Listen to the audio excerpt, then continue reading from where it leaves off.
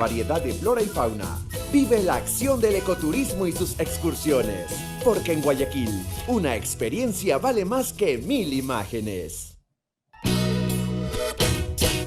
Guayaquil es la puerta de entrada a Ecuador y a las Islas Galápagos. Te invitamos a vivir tu propia aventura en la ciudad del río y del estero, con espacios acuáticos donde familias se entretienen y divierten. Una ciudad tropical que permite descubrir su mágica naturaleza en manglares, cerros y una exótica variedad de flora y fauna. Vive la acción del ecoturismo y sus excursiones. Porque en Guayaquil, una experiencia vale más que 1000 imágenes. Buenas tardes a todos. Buenas tardes. Buenas tardes. María Fernanda, ¿te puedes...? Hola. Ya, listo, muchas gracias. Bueno, estamos en directo desde la Feria del Libro de Guayaquil, feria virtual. Este año, como bien saben, estamos en condiciones diferentes, pero lo lindo de esta pandemia, por decirlo así, es que tenemos la suerte de tener a autores, presentadores de todas partes del mundo.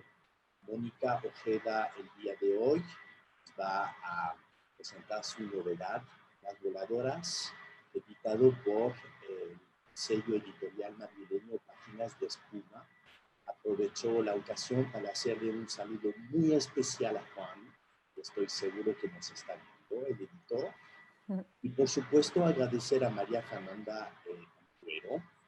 Qué gusto verte de nuevo, María Fernanda, con este paisaje maravilloso que tienes atrás para poder soñar y volar. Creo que hoy tenemos el gran privilegio. Mónica se encuentra en Madrid, lo cual también agradezco el esfuerzo de la conexión por el cambio de horario. María Fernanda, estás en Quito, por lo visto, y yo también en Quito. Entonces, es un honor tenerles realmente las dos acá, en especial Mónica, tenerte en vivo y en directo. Yo que soy librero, tus libros son queridísimos, esperadísimos, así que les agradezco infinitamente las dos haber aceptado la invitación de la Librería Española en el marco de la Feria del Libro de Guayaquil. Así que adelante, María Fernanda, Mónica, la tienes. Coméntanos y por favor, tenemos 45 minutos. Yo creo que los 10 minutos últimos podría ser para preguntas, como desean. Pero María Fernanda, tú diriges el conversatorio. Muy bien. Por favor, muchísimas gracias otra vez. Y un saludo muy especial desde Quito a Mónica. Ay, muchas gracias. Bueno, hola. Yo soy súper enemiga de las formalidades, como saben, de hacer las cosas tremendamente protocolarias. Mónica es casi de mi familia, de la familia que una elige. Estoy absolutamente feliz de ser yo y también súper orgullosa de ser yo quien de alguna manera las primeras palabras de bautizo a Las Voladoras, el libro de Mónica que bueno, agradezco que esté en mis manos, lo había leído en PDF, pero bueno, ya llegó, ya voló, ya está aquí, además, bueno, con el fondo de los Andes, Increíble. Qué lugar tan pertenece, donde pertenece. Bueno, yo estaba pensando, ¿no? Que esta cosa increíble de ser dos guayaquileñas hablando, hablaremos hoy, sobre todo tú, Mónica, de lo que tú has llamado el gótico andino y que yo siento que es una reinvención de la poética de nuestro país, de lo telúrico, de lo volcánico. Voy a ir por ahí en la primera pregunta. No me parece increíble que, bueno, primero que seas costeña y segundo que seas tan joven. Y aquí yo quiero que un escribano tome nota porque yo este día vaticiné el premio Nobel para Mónica Ojeda. No, Espero ir yo ese día porque lo vaticiné con tanta anticipación. pero me impacta que tú hayas escrito esto ¿con qué? Con 30 años. Es que no sé qué vas a escribir cuando tengas 70, digamos. No, o sea, si tú has podido llegar a hacer esto con 30 años, el alma esa viejísima que tú tienes frente a tu carita tan joven, no sé qué nos va a dar cuando sea vieja en verdad. Te juro que hasta me asusta. Te juro que hasta digo, no, va a ser como esos libros prohibidos de las pelis de terror que los lees y se desatan se desatan los infiernos, ¿no? Va a ser como la antibiblia, Dios mío.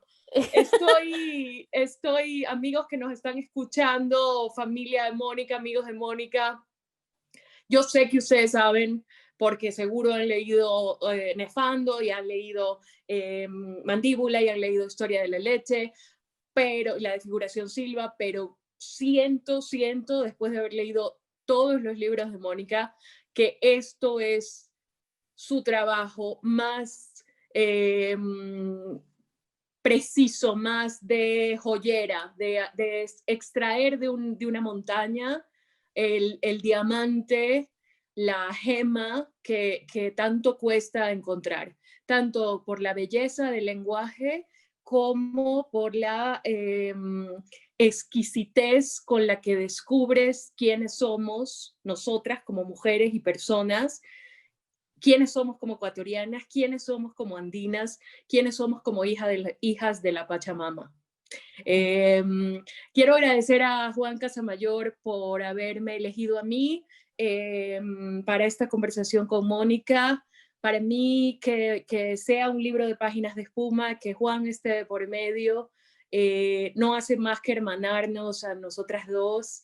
Siento que la ilusión que le ha hecho a Juan, que no sé, seguro te la ha dicho, pero quizás una a veces que te adora, además, que te adora. Sí. Sé que está ahorita, en este momento, arrobado tras la pantalla, mirándote hablar.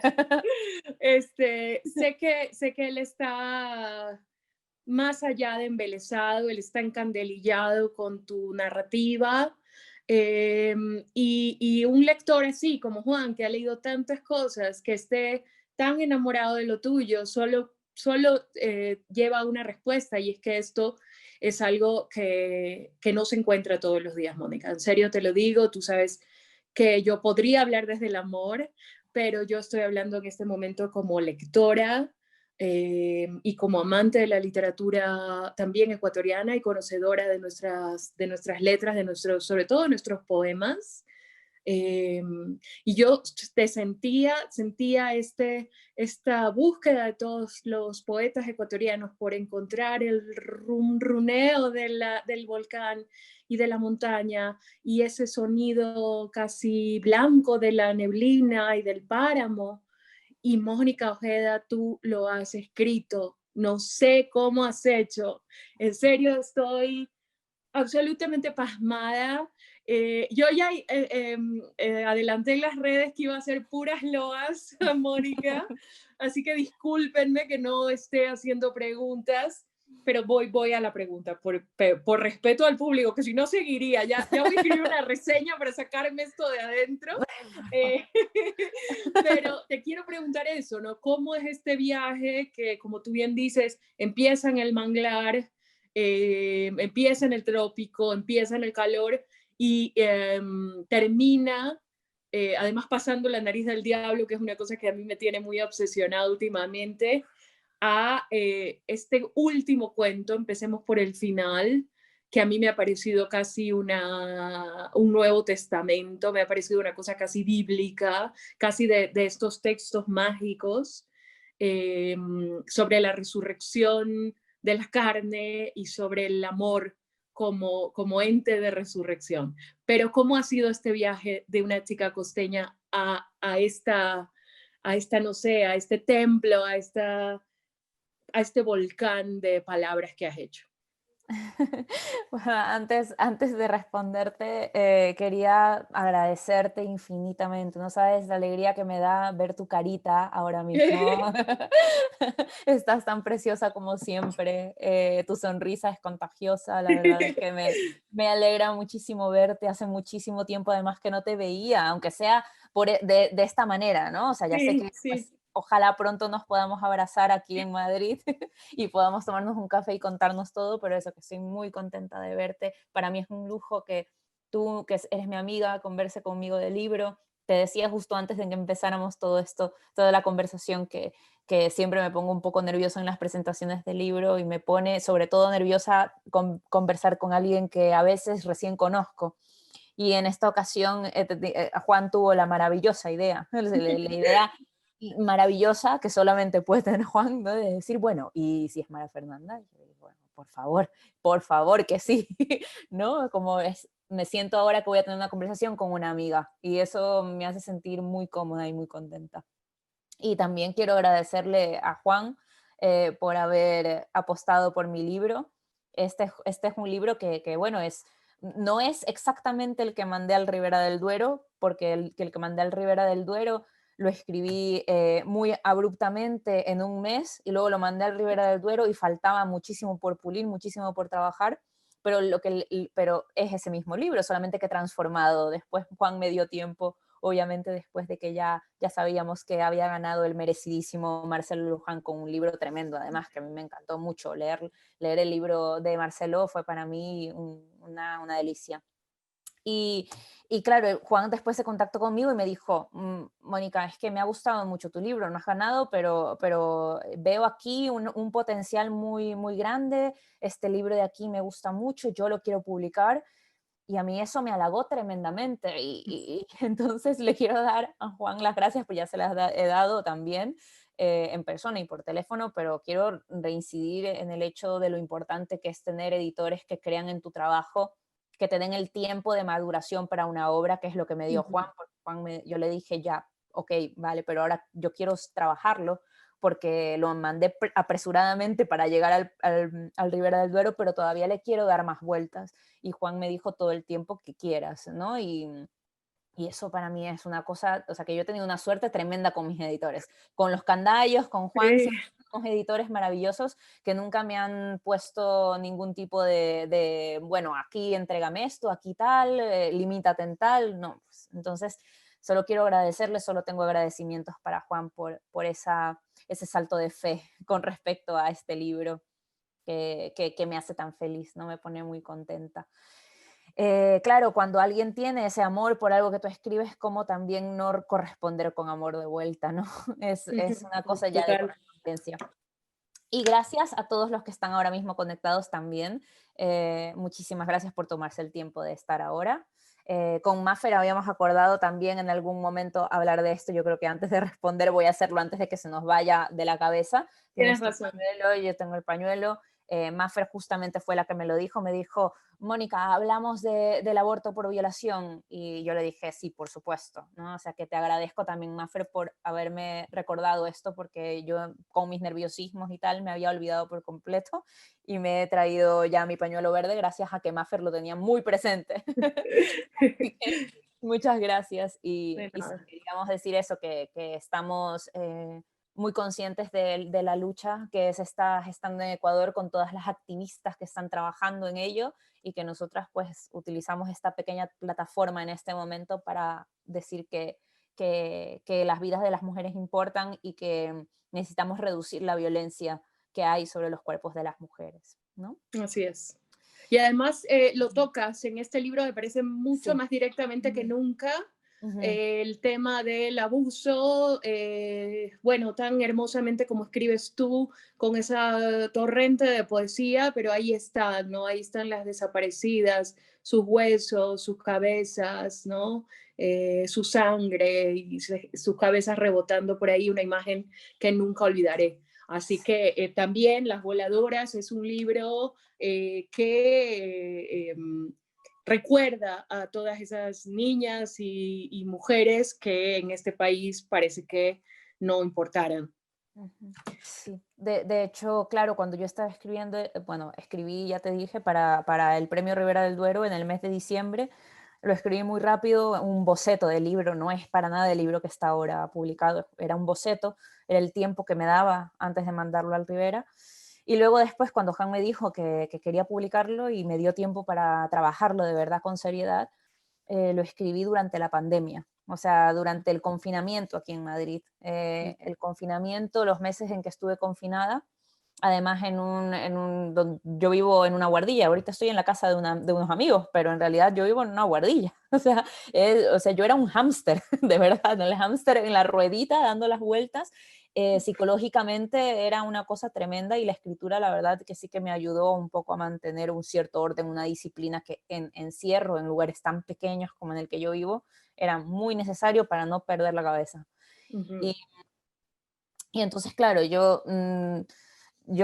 escribí este libro en la pandemia y claro, era muy consciente además, porque además Lucía Moscoso, que es una poeta y editora que muchos de ustedes conocen, me pidió hacer un prólogo para un libro que también se está presentando en la Feria del Libro de Guayaquil, que es un libro de crónicas en torno a la pandemia. Y yo hice el prólogo, tuve que leer todos los textos que además son muy desgarradores y son realmente conmovedores y estaba muy pendiente de lo que estaba pasando en Guayaquil. Y una de las cosas que estaban pasando en Ecuador en general era el tema de la violencia intrafamiliar y la violencia de género, ¿no? Como dos ujú, cosas, violencia intrafamiliar, luego la violencia de género como cosas específicas. ujú, Mujeres que se quedaban encerradas ahora con el confinamiento con sus agresores, todo lo que estaba ocurriendo en torno a ello, ¿no? Entonces, mientras estaba escribiendo, yo puliendo este libro, que ya tenía los temas que ya tenía, pero es verdad que le di a la forma en este tiempo, estaba enterándome de todo esto. Por lo tanto, es verdad que también la escritura se contagia de lo que tienes en tu entorno, de lo que te está preocupando, de lo que estás como en ese momento viviendo muy de cerca. Y en ese sentido yo me dejé contagiar completamente por eso. Y sí, lo que comentabas también, ¿no? De que es un libro andino, ¿no? Del viaje de los manglares hacia la andinidad, ¿no? Yo he escrito libros como, por ejemplo, La desfiguración Silva o Mandíbula, que ocurren en Guayaquil, pero yo nunca hago un retrato realista, ¿no? De las ciudades. Tampoco ocurre en este libro que hay un retrato realista de ninguna ciudad andina, sino de, ujú, bueno, personajes más bien andinos ujú, más que tal. Aunque es verdad que los paisajes siempre me han importado, más que cualquier otra cosa. Y si en Mandíbula el paisaje de los manglares, de los ríos y del cocodrilo era muy importante, en este libro el paisaje del páramo, de los valles de los volcanes, las montañas y de los cóndores, ¿no? ujú. Es muy importante, es fundamental, ¿no? Entonces, en ese sentido sí soy muy decimonónica, ¿no? Romántica decimonónica. Me encantan los paisajes y siento que los paisajes están llenos de símbolos y siento que inspiran una emocionalidad geográfica muy específica, ¿no? Y para Ujú, mí ese tránsito no fue nada difícil, ser costeña y hablar de la andinidad no fue nada difícil porque más bien siempre he sentido una afinidad desde el embelezo y desde el embelezamiento y de la experiencia de lo sublime con el paisaje andino. ujú, Los volcanes siempre han sido para mí algo que me produce terror, pero a la vez una fascinación innegable. Los páramos, las montañas, los cóndores y toda la mitología que hay en torno a los cóndores, siempre por ser tan cercano y a la vez distante, ojo, me han siempre atraído de sí, una forma profunda. Ujú. ujú. De hecho, siento que tienes mucho de estas leyendas, de estos mitos andinos que nos llegaban como ecos también, ¿no? Como la ceniza llega ahora a la costa de los personajes del páramo. Pienso, por ejemplo, en las voladoras, ¿no? Tuviste que hacer una investigación, les cuento, es un personaje como mítico de esta zona y que podría hermanarse con las brujas. Sí, sí, ¿Tuviste que totalmente. investigar esto o cómo Sí, hiciste? sí. Hice una investigación. Me interesaba mucho, sobre todo cuando empecé a escribir este libro, lo que me interesaba era investigar sobre mitología, relatos orales y Ujú, simbología andina. Porque lo que yo entiendo como gótico andino, que no es algo que yo haya acuñado ni mucho menos, en realidad es algo que se viene repitiendo, sobre todo lo he escuchado en congresos literarios, ojo, en Ecuador, en congresos literarios ecuatorianos. Álvaro Alemán, de hecho, el hermano de Gabriel Alemán, tiene un artículo que habla sobre el gótico andino, pero específicamente sobre un gótico andino pensado en una obra literaria que él analiza. Entonces, de alguna u otra manera, siempre ha aparecido el término de gótico andino, yo lo he escuchado muchas veces, pero no ha habido nunca ningún abordaje, digamos, de apuesta por él en el sentido práctico teórico, ¿no? De decir, bueno, ¿qué es el gótico andino para mí? Yo voy a apostar por esta visión de lo que el gótico andino es para mí. Y a mí siempre me atrajo mucho esta idea misteriosa. Una vez le escribí a Gabriel Alemán hace algún tiempo y le dije, por favor, contáctame con tu hermano porque quiero saber qué es para él el gótico andino, ¿no? Como para saber tal. Y después terminé yo asumiendo que yo tenía una idea del gótico andino, que es personal, creativa, íntima y desde una visión también del extrañamiento de la costeña, ¿no? De la maravilla de algo que está tan cerca y a la vez tan lejos cognitivamente, ¿no? Y entonces decidí apostar por qué era para mí el gótico andino. Y dije, claro, es que para mí el gótico andino está en los mitos, está en la mitología, además eso, andina, indígena, de las montañas, de la altura, ¿no? De la simbología, en el paisaje, en los terrores también de las ciudades andinas, pero también en los terrores de los páramos, que tienen que ver con la muerte, con la magia, con un montón de cosas que me parecen que son tremendas, ¿no? El terror al incesto, ¿no? Que hay tantos monstruos dentro de los relatos orales andinos que tienen que ver con el terror al incesto, ¿no? Total, a la violación. A la violación y tal. Entonces,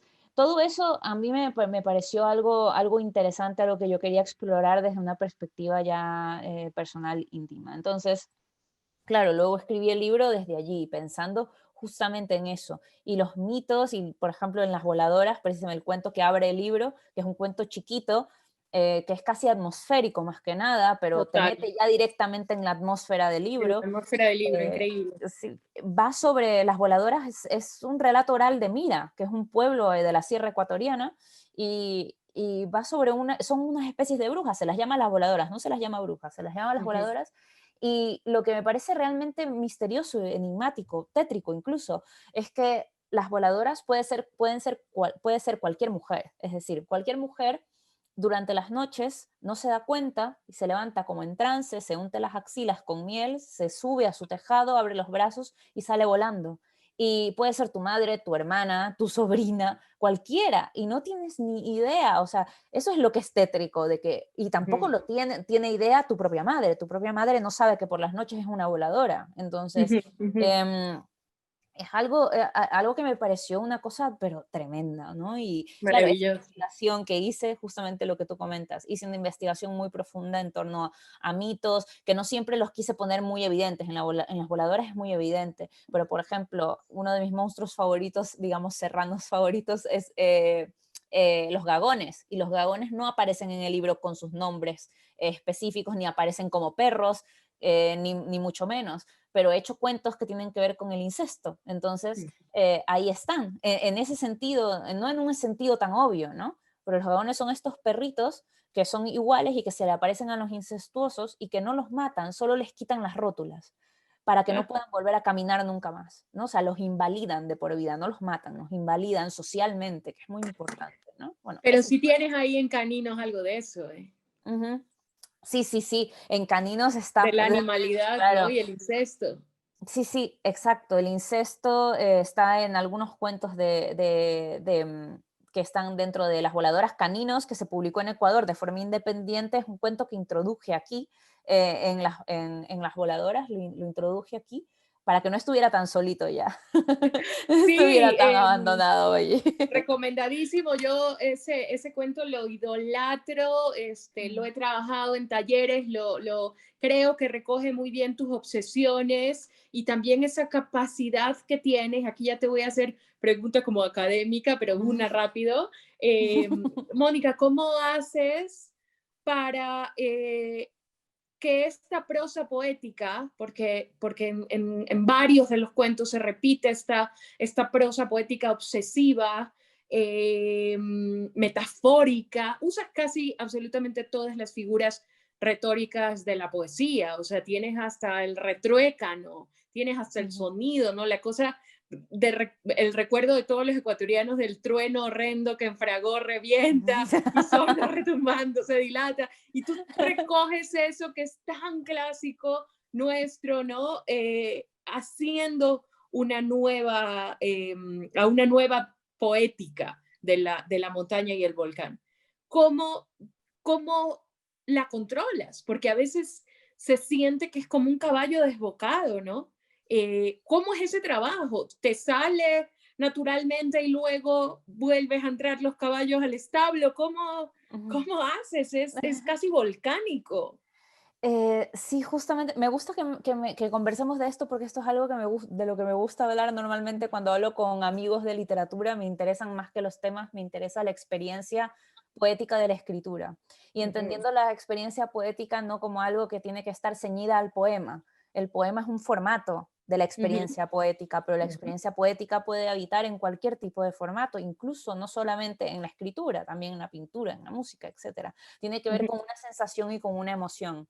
Entonces, yo lo que sí hago cuando escribo, más bien lo que tengo que hacer, o sea, lo que suelo hacer es estar en un estado de ánimo mental, que para mí es muy importante la atmósfera, estar en un tono mental y atmosférico que me permite o me facilita la encarnación de un lenguaje emocionado, en un lenguaje muy específico, que por eso digo que yo escribo narrativa casi igual que cuando me siento a escribir poesía. Lo único que cambia es el formato, pero la emoción no cambia. Yo estoy igual con una intensidad tremenda cuando escribo los poemas y con una intensidad tremenda cuando escribo la narrativa. Es verdad que luego, cuando estoy escribiendo y estoy dejando que florezca esta tonalidad mental que se vuelca en ritmo, en sonido, en figuras retóricas, que se vuelca en una experimentación, no porque sea experimental, sino en un ejercicio, digamos, del lenguaje como un elemento sensorial, algo que no es un mero instrumento para contarte una historia, ¿no? El lenguaje te hace sentir, ¿no? Te hace vivir algo. No es lo mismo cómo una oración está escrita A o cómo está escrita por B. O sea, entonces entendiendo que el lenguaje es eso, no solamente me preocupa la parte de contar, sino del cómo muchísimo. Y por eso digo que la experiencia poética es fundamental.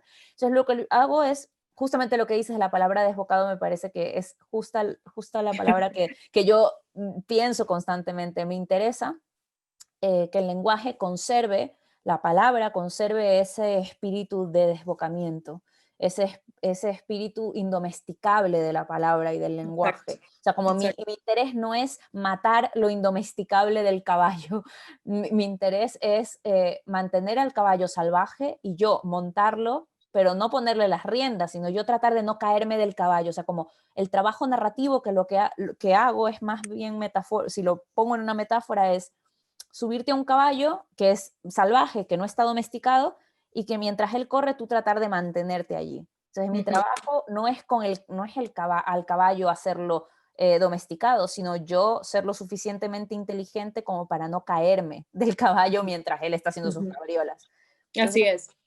Trato de hacer que el lenguaje sea como tiene que ser, pero luego yo en el pulido, lo que hago, en el trabajo de pulir, trato de mantener ese espíritu indomable, porque me parece que es lo que embadurna de sentimiento y de emoción al lenguaje, y que nos recuerda que la literatura no es nada más lo que se cuenta, sino la misma música de las palabras, ¿no? Exacto. De hecho, yo había notado en algún momento, porque bueno, claro que tienes diferentes temas, digamos, tu literatura es inespoileable, es decir, nada que yo les cuente aquí va a reemplazar la experiencia lectora. De hecho, al contrario, digamos, la literatura de Mónica no se puede contar. ¿De qué va este cuento? Pues te puedo decir 3 líneas, pero no rozo ni la superficie. Yo escribí por ahí algo como de mantra, como de chamana que está, ¿sabes cuando están como en trance y empiezas a balbucear palabras, haciendo como una especie de invocación. Yo había momentos que sentía que tú, dentro de la literatura, digamos, como en tema de cajas chinas, la narradora también estaba invocando a esas brujas, porque además vuelven a salir las brujas, las voladoras, ¿no? Más adelante en otro cuento. Sensación de aquelarre, sensación de desnudo en un páramo, gritándole a los vientos, tratando de contener esta emoción telúrica que suelta esta tierra, o esta tierra, además lo dices ahí, esta tierra está viva, ¿no? Viva en un sentido muy brutal. Tienes un cuento de dos hermanas muy cortito en el que está el peligro, ¿no? Del peligro de la destrucción que tenemos constantemente en este país. Y me parece que has logrado eso, con una transfiguración tuya, poder contarnos en un libro lo que significa, como te decía al principio, ser mujer y ser de esta tierra, ¿no? De una tierra que está a merced de volcanes que están solo dormidos, ¿no? ¿Recuerdas cuando éramos chicas, ¿no? Que decían, este está vivo, este está activo, este está dormido. ¿Qué? Dios mío, ¿no? Esta sensación de precipicio y de peligro, yo la asimilé a la sensación de peligro que tenemos como mujeres. Y muchos de tus personajes son mujeres y muchos de tus personajes sufren violencia. ¿Cómo te acercaste a estos temas? ¿Cómo, otra vez, cómo agarraste el caballo para que no se te desboque la ira? Porque entiendo que tú, como yo, cuando tocamos estos temas, estamos llenas de ira. Y sin embargo, tú haces que sea bella, una experiencia bella, esa cabeza, nunca la voy a olvidar. ¿Cómo logras esto? O sea, creo que lo que te estoy diciendo es, por favor, dame tus tips. Necesito escribir así. ¿Cuánto quieres? ¿Cuánto quieres? No, ¿qué dices? Tú ya escribes además de una manera maravillosa. Yo no necesito ningún tip de nada. Toma mi dinero. Además que tú eres más experimentada con el tema de los cuentos, porque yo es la primera vez que escribo un libro de cuentos. Ya había escrito uno que otro cuento, pero es que yo es la primera vez, y quizás por eso también nunca me he sentido, creo que nunca he estado tan nerviosa con la salida de un libro. Y creo que es porque precisamente eso, me siento una iniciada en los cuentos, o sea, como con las novelas me sentía un poquito más segura. Pero... ¿No sentiste que escribir cuentos estaba un poco más hermano con la poesía? Sí, sí, pero también me pasa con la novela, ¿eh? Lo que pasa es que yo creo que también en ese sentido soy muy Anne Carsoniana, ¿no? Es decir, me encanta Anne Carson. Ayer estaba justamente revisando un libro de ella de creación, que es un libro que tiene poemas, pero también ensayos, pero así como todo mezclado ahí. Y yo decía, jo, es que si tuviera un libro, perdón, si tuviera una librería, haría una librería solamente de libros híbridos, o sea, de libros que no se pudieran encasillar en esto es un libro de poemas, no, esto es un libro de poemas con ensayo, o esto es un libro de ensayo es poético, lo que tú haces. o es de... Es lo que tú haces. Claro, es algo que me gusta. Yo trato de mantener, yo soy más tradicional que Anne Carson, obviamente, soy más tradicional. Yo trato de mantener el formato de las cosas, así, esto es un cuento, hay cuentos, pero de repente decido ser un poquito más rebelde y tengo aquí un cuento que es justamente el que mencionaste, de estas hermanas, que todo se está destruyendo el entorno, este terremoto, que es un cuento que es casi un cuento poema, ¿no? Y eso es un poema, sí, total sí. homenaje a Anne Carson y sobre todo a Autobiografía de Rojo, que es uno de mis libros fundamentales, que es una novela en verso, o sea, es como, solamente esta mujer se puede atrever a hacer esto, ¿no? Como quiero ser Anne Carson, ¿no? Es como, no sé, una idolatración por ella, ¿no? Y su inteligencia y su sensibilidad y su capacidad de ver más allá de los géneros, ¿no? Entonces, cuando yo estaba escribiendo estos cuentos, lo que sí tenía claro era que quería mantener el mismo espíritu que mantengo cuando escribo cualquier libro, que es no sentirme atada por el formato y en cualquier momento, si me da la gana de darle el aliento poético a un párrafo en una novela, pues hacerlo también aquí, y un poco ser libre, ¿no? Ser libre con respecto a esos impulsos que tengo, porque igual son los impulsos que pues, me hacen el tipo de escritora que soy y no otra, Así ¿no? es. O sea, entonces, Así es. un poco me he dejado llevar, ¿no? Por eso.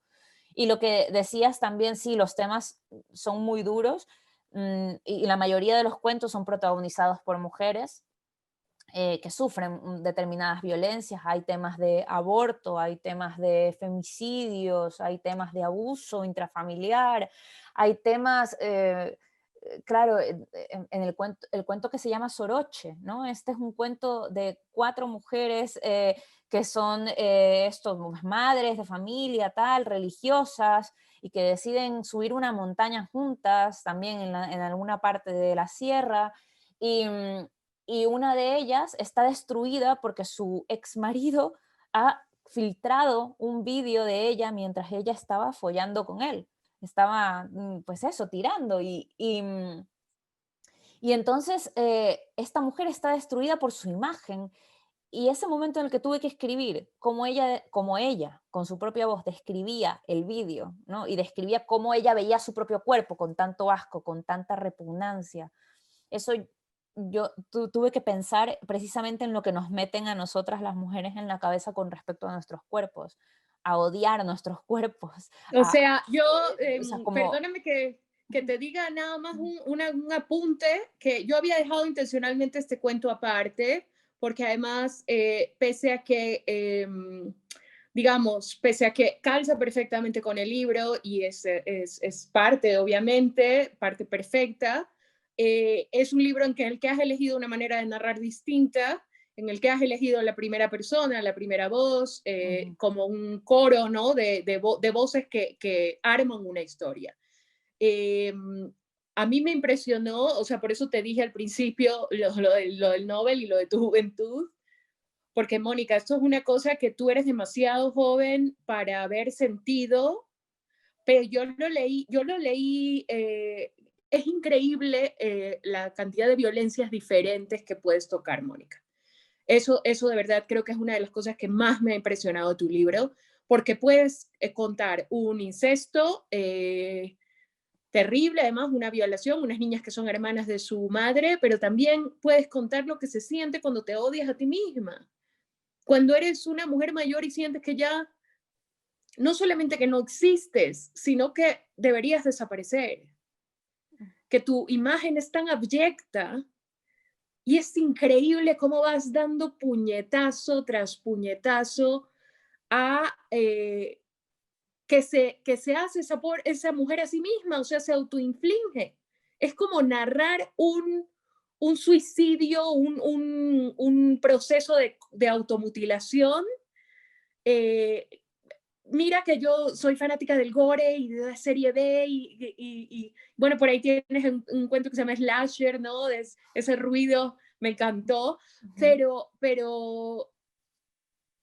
nada me había preparado para la violencia de esta mujer contra sí misma. Y creo que es una de las cosas, cuando la gente me pregunta, mira, hasta me dan ganas de llorar, porque cuando la gente me pregunta, ay, y a la que no han violado, y a la que no han tocado, y a la que no han abusado, y a la que no han dicho cosas, y a la que no han pegado, ellas no han sufrido violencia machista, ¿no? Violencia, bueno, ellas se odian cuando se ven al espejo, ¿no? Han tenido mucha suerte que otro no ejerza la violencia contra ellas, pero la violencia que una ejerce contra una es aterradora, que es lo que has hecho. Has hecho un cuento de terror del odio a una misma. De verdad, te aplaudo. O sea, No, no, no. Para mí fue muy difícil ese cuento porque incluso yo cuando lo estaba escribiendo pues me afectó mucho y de hecho después se lo pasé a una amiga mía muy cercana y esta amiga me dijo que a lo mejor está ahora escuchando, Jenny Malena, que a lo mejor estás ahí. Bueno, Malena me dijo que había leído Soroche y que había empezado a tocarse las partes del cuerpo mientras estaba leyendo, que ella, que la chica esta, Ana, la mujer esta, empezaba a describir de forma desagradable y que ella se dio cuenta que estaba tocándose las partes del cuerpo que Ana describía desagradables de su propio cuerpo. Entonces, cuando me dijo eso, yo dije, o sea, qué mal que hayas pasado por esta sensación física, pero a la vez qué bueno para mí porque realmente quería que este cuento fuera así de físico, ¿no? Que fuera de revisión del propio cuerpo desde una zona tan terrible como esa violencia que nos imponemos también, que nos autoimponemos también por un discurso también tan tremendo, ¿no? Y de la falta de amor, de la falta de deseo, de un montón de cosas que tienen que ver con los cuerpos de mujeres, además, de mujeres que ya han parido y que son mujeres jóvenes, pero son consideradas ya mujeres ya fuera del mercado sexual, ¿no? Entonces, eso de allí es algo que a mí como que me costó mucho escribir, pues, también la pasé mal, quiero decir, Sí, o sea, como también.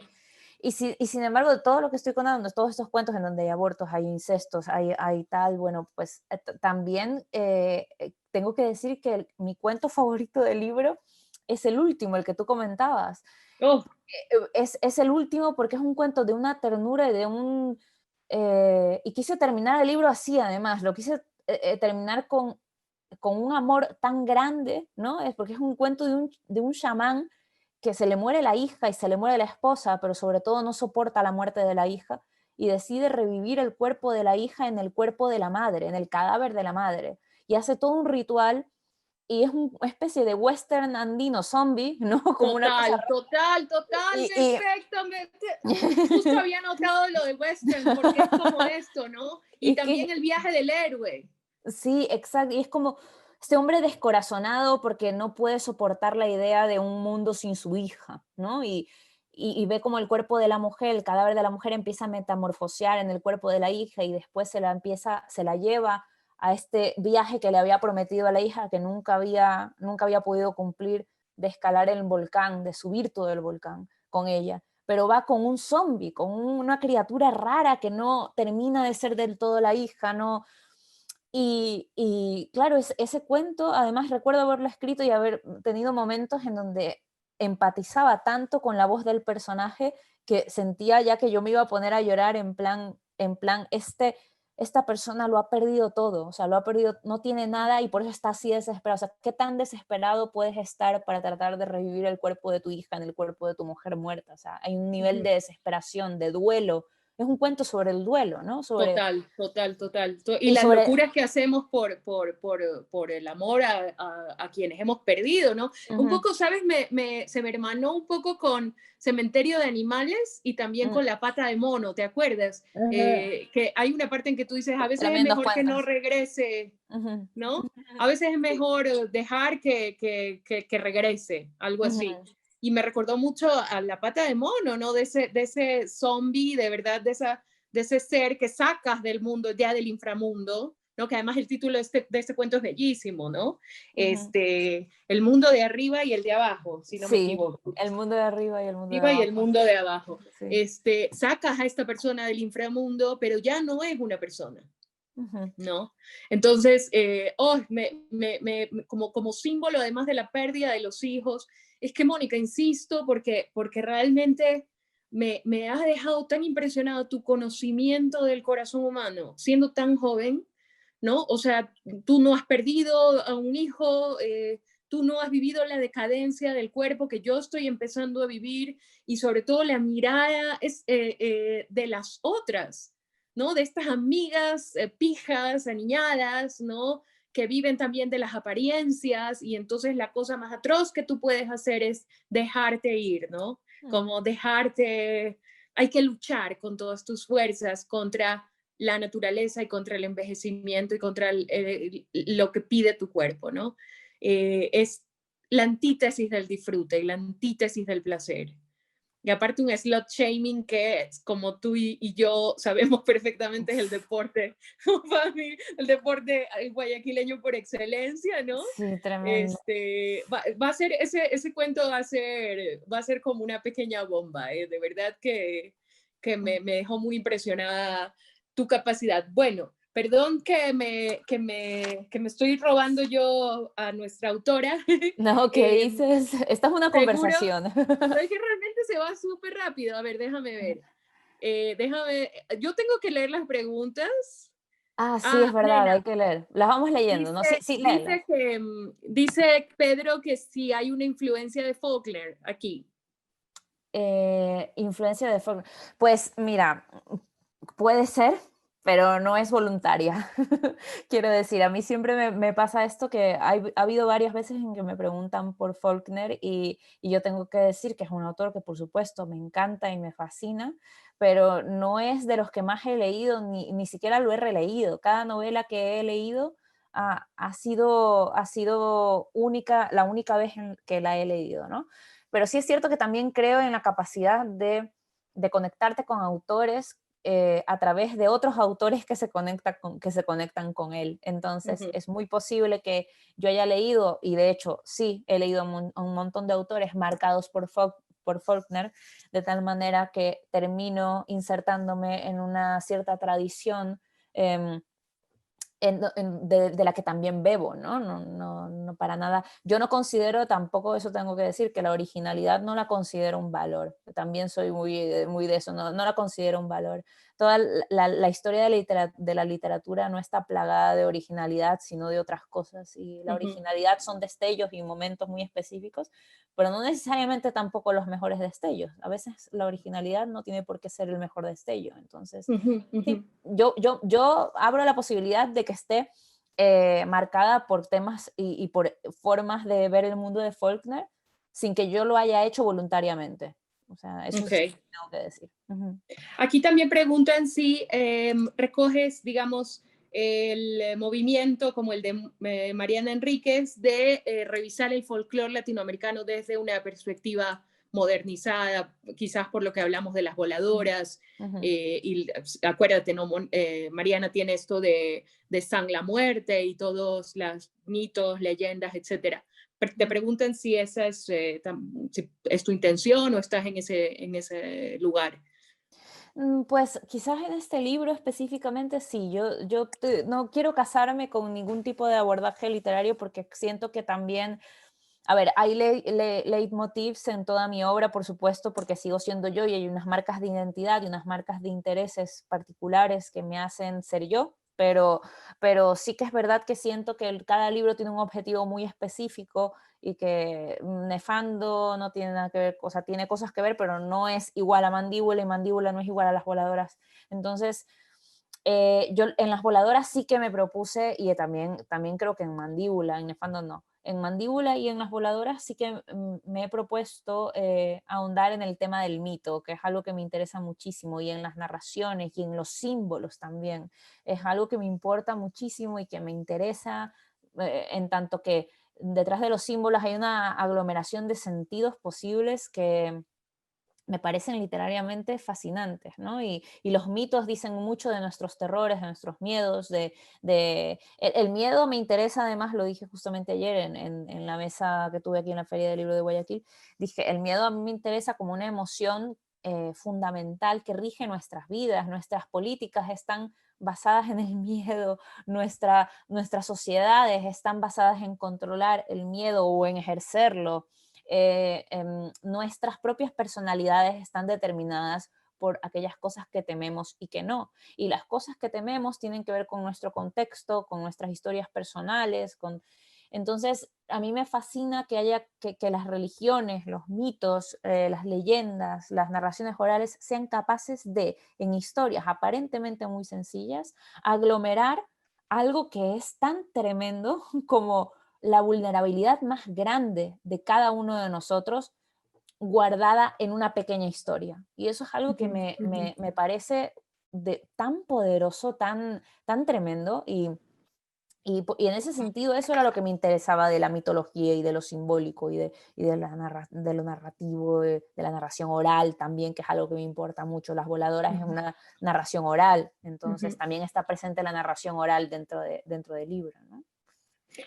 Te preguntan mucho, mucho cuándo va a llegar a Latinoamérica, cómo se puede conseguir. Supongo que Juan, no sé si estás por ahí, Juan, les puedes responder a la gente. No sé si ya se ha empezado a distribuir. Sí, Eh, Eh, no así- está Juan, no está Juan, me mandó un mensaje, Ujú. lamentablemente no se pudo conectar, espero que lo haya hecho. Solamente, sí, el libro ya está disponible, María Fernanda, el libro ya llegó al Ecuador, ya llegó en Ecuador. nuestra librería española, lo pueden conseguir, disponible también en Guayaquil. a través de las líneas WhatsApp. Ahora ya con esta situación de la pandemia, todo el negocio electrónico, las páginas virtuales, en fin, todo está disponible. Tenemos tantos tus libros, Mónica, de Candaya, como de Páginas de Espuma, disponibles acá. Gracias. Justamente me anticipaste un poco, María Fernanda, sobre las preguntas. Quería decir que hay muchísimas preguntas, mensajes de apoyo, de admiración, de agradecimiento a las dos. Y me hace llegar una pregunta a mí como librero, como también admirador de tu literatura. ¿Cuándo tienes previsto venir al Ecuador después de este infierno? Porque alguien preguntaba, no sabe tal vez que vives en Madrid. Entonces, ¿cuándo tendremos la suerte de tenerte, tus fans, tus lectores, cuándo tenemos esta suerte?